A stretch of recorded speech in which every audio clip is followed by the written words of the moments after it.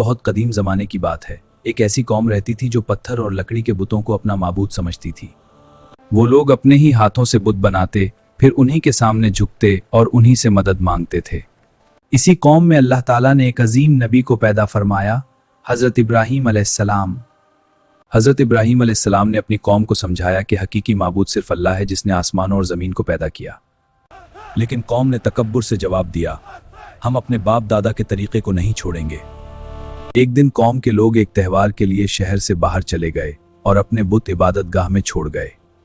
इसी मौके पर हज़रत इब्राहीम अलैहिस्सलाम इबादत गाह में दाखिल हुए, जहां हर तरफ बुत ही बुत रखे हुए थे। तुम खाते क्यों नहीं? तुम बोलते क्यों नहीं?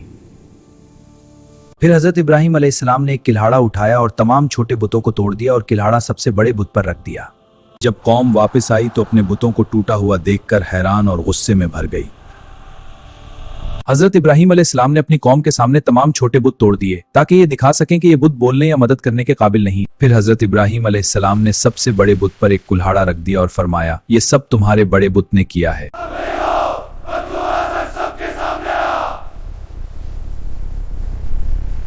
कौम ने गुस्से से कहा, अगर तुम सच बोलते हो तो तुम्हें आग में डाल देंगे।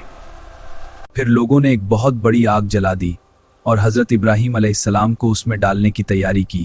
लेकिन अल्लाह की कुदरत ने आग पर हुक्म दिया, ऐ आग, इब्राहीम पर ठंडी और सलामती वाली हो जा। और देखा, आग ने हज़रत इब्राहीम अलैहिस्सलाम को छू भी नहीं किया, वो बिल्कुल महफूज रहे।